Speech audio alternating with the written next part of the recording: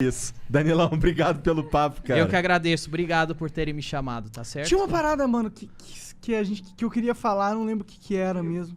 Hã? Fake news, verdade, mano.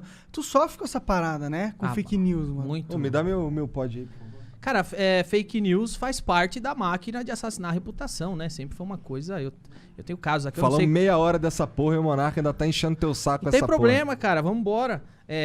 Posso falar ou tá... Claro, Eu quero que você você tem- fale. O Igor tá querendo Eu salvar passei o por casamento. algumas fake news, cara, que até hoje, por exemplo, o pessoal acha que eu falei coisa que eu nunca falei. Uma delas é que eu teria chamado uma doadora de leite de vaca. Isso é mentira? Nunca aconteceu na vida. O caso foi o seguinte, cara. Eu tava na Band, no Agora é Tarde, e nos meus monólogos, nos stand-ups, como em qualquer talk show, você procura notícias pra fazer piada. É uma instrução que a gente deixa pros roteiristas, tipo... procura a notícia. Por quê? Quando a notícia está publicada, significa que é pública. Nós não estamos invadindo privacidade de ninguém. Quando alguém tem uma foto e publica, é pública. Sim. Né? Daí vem o nome, publicar público. Então, os roteiristas sempre procuram notícias para fazer piada. E eu sempre instruí a fazer assim, vai lá no Mundo Bizarro. Mundo Bizarro é um site de exageros, de presepadas, que o homem mais gordo do mundo desceu rolando a ribanceira na Escócia, o indiano com o maior bigode do mundo quer entrar no Guinness. O Mundo Bizarro, o nome já diz. E aí tinha uma notícia no Mundo Bizarro que dizia o seguinte, que brasileira quer entrar no Guinness como maior produtora doadora de leite do mundo. Essa notícia, ela não tinha o viés dramático nem o viés filantropo. E era uma notícia que já estava virando meme. As pessoas estavam comentando essa notícia. E um dos roteiristas achou que essa notícia, como estava sendo comentada e estava no Mundo Bizarro, tinha os elementos cômicos, tinha o exagero, tratava-se de entrar no Guinness, ele achou que seria uma boa fazer uma piada com isso. Uma piada com uma pessoa que já tá virando meme, com uma notícia esdrúxula, que era o viés, mais uma vez. Nunca foi um viés filantropo, nem de dramático. Sempre foi brasileira, quer entrar no Guinness. É uma notícia sobre o Guinness. E ele fez a piada. E a piada que eu contei no programa foi, ela quer entrar no Guinness como a maior produtora de leite do mundo, mas o Kid Bengala já entrou também nessa categoria. Tem nada a ver com ela. Não, teve nada a ver. De fato, uma piada. Tem a estrutura de piada, tem o setup, tem o punch. A piada tem uma estrutura própria, como qualquer obra literária. Você consegue dissecar. E ela, no papel da piada, ela era o setup da piada, não era o punch. O setup é o fato. O punch é a distorção cômica. Ela fazia parte do setup, do fato. Brasileira quer entrar no Guinness como maior doadora de leite do mundo. Aí vem a distorção cômica. Kid Bengala, a gente subverte o leite e faz a piada. Foi essa piada que foi contada. Eu contei ela no programa. Aí a gente mostrou a foto dela, porque a foto dela estava publicada, era pública. E foi essa piada que eu fiz. O Mansfield ainda pegou um pouco mais pesado que eu, que o Mansfield ainda falou... Mas Olha tu só, nem falou que ela tinha nada a ver com vaca, então? Nada. O Mansfield ainda fez uma piada mais pesada que ele falou... Essa daí não faz espanhola, faz a Europa inteira, porque ela tinha os peitos grandão. Foram essas piadas que foram feitas. Passou batido, foi uma piada como qualquer outra que a gente já ela fez. Ela tinha realmente os peitos grandes? Tinha a foto dela, que ela isso segurava é meio poético, os peitos, inclusive. assim, sim. Então, por todos os fatos que eu disse... que é poético? Porque ela tá querendo o Guinness de melhor, mais leite que dá, né? Por isso que é poético. Pô, mas deve ser por isso que o peito dela é grandão, pô. Então, entendeu? E essa é a piada. Por que é poético, tá? É poético porque, porra, se tem uma piada pronta, é essa merda, caralho. Tá bom. Essa foi a piada feita. Nada mais do que isso. Não teve nada de vaca. Ninguém falou vaca. Quem que disseminou essa Terminou a piada, a gente tocou a vida como... Pra gente foi uma das muitas outras piadas que a gente fazia com notícias do site Mundo Bizarro. E tocamos a vida. Depois de semanas, ela aparece na imprensa chorando. E na Carta Capital, foi a primeira revista que deu a manchete, Danilo Gentili chama a doadora de leite de vaca. E aí ela aparece chorando... Tinha que ser na Carta Capital. Foi lá que começou. Ela aparece chorando, dizendo que agora, por minha culpa, eu a chamei de vaca, e as pessoas estavam chamando ela de vaca, o leite dela secou, e na real ela só era uma filantropa que ajudava crianças. Aí a notícia mudou o viés. Não era mais quer entrar no Guinness, e sim é uma filantropa nordestina, pobre, vítima, que sofreu uma exposição, humilhação, E ela estava chorando, dizendo que eu chamei de vaca.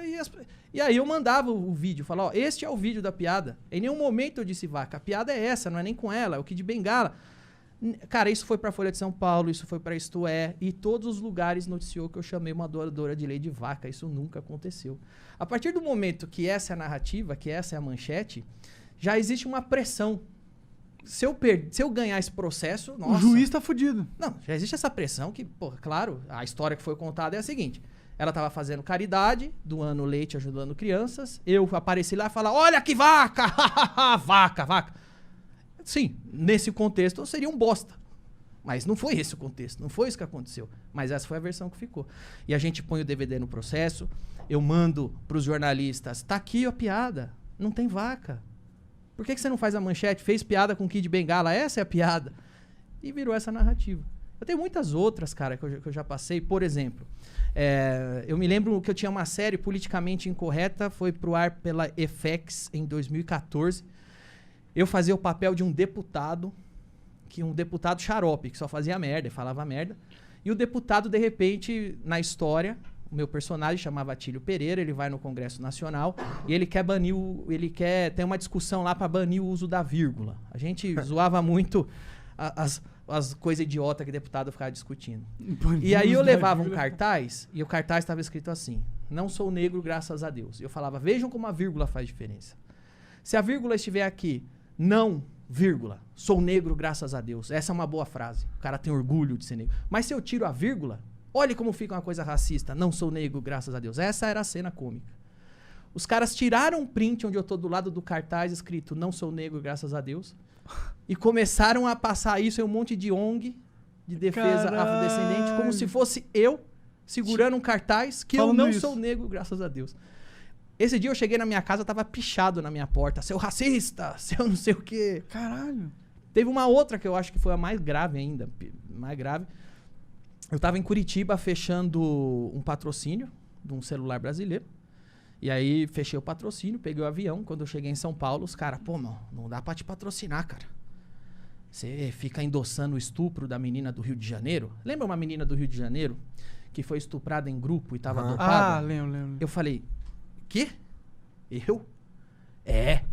O que você tá falando, velho? Tá aqui. Aí ele me mandou um print. O print era o seguinte, esse print ele passou por todas as etapas da máquina de assassinar a reputação. A menina foi estuprada grupalmente no Rio de Janeiro e eles começaram a assinar a Menezes, Brasil 247, esses blogs que faziam parte de uma esgotosfera, que caiu até, muitos desses caíram na Lava Jato. Eles recebiam, de fato, dinheiro público para assassinar a reputação de inimigo que eles consideravam inimigo do governo. Esses caras foram caçar alguma coisa que eu falava que desse margem para interpretação. Eles foram pegar um tweet meu de 10 anos atrás, que eu tava comentando o Big Brother. Teve um caso no Big Brother que o casal ficou bêbado e transou, e todo mundo tava tirando sarro, e o cara era feio, a mulher era bonita. E eu comentei alguma coisa que foi mais ou menos assim, eu não me lembro, mas era mais ou menos assim. Os cara foi esperto, esperou a mina ficar bêbada, pra achar ele atraente e eles transar. Essa era a tweetada. Eles apagaram a data da tweetada e começaram a divulgar com fakes, igualzinho o gabinete, que a imprensa é tão puta com o gabinete do ódio do Bolsonaro. Quando o gabinete do ódio era do outro lado, a imprensa não se incomodava. Nenhum pipo. Pelo contrário, ainda absorvia o que eles criavam. Aí eles pegaram esse meu print, apagaram a data e começaram a compartilhar como se aquela fosse uma opinião minha a respeito do estupro do Rio de Janeiro que estava acontecendo naquele dia. E eu dizia, foi esperto, esperou a menina ficar bêbada pra transar com ela. Como se eu estivesse falando da menina dopada que foi estupra grupalmente. Sendo que era uma tweetada de 10 anos atrás a respeito de uma galhofa do Big Brother. Caralho. E aí, cinicamente, eles começam a compartilhar. E isso tá lá na esgotosfera, tá lá nos blogs sujos. A hora que vê, sobe pro mainstream. Tá na Carta Capital. A hora que vê, sobe pra Folha, sobe pro mainstream. E a mentira vira verdade. A ponto de eu chegar em casa, ligar no Sport TV. O Sport TV não tem nada a ver com esses assuntos. E o Trajano tá falando. Inclusive, o Danilo veio aqui um tempo atrás e faz apologia ao estupro. Olha a máquina. Onde começou e onde parou. Isso a gente sofreu muito. Tem muita gente que simplesmente não vai ver realmente qual é da informação. Jamais. Os caras trabalham com manchete. Ninguém lê a notícia.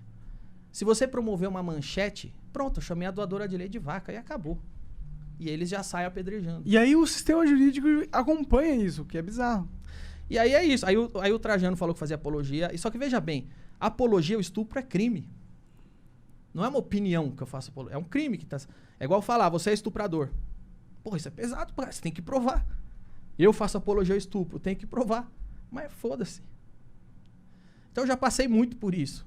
Eu falo, cara, é um milagre que eu ainda tenho uma carreira. Porque é um milagre. É o que eu falei, se o Wilson, no começo da entrevista, se o Wilson Simonal tivesse internet, provavelmente o Pasquim não teria acabado com a vida dele.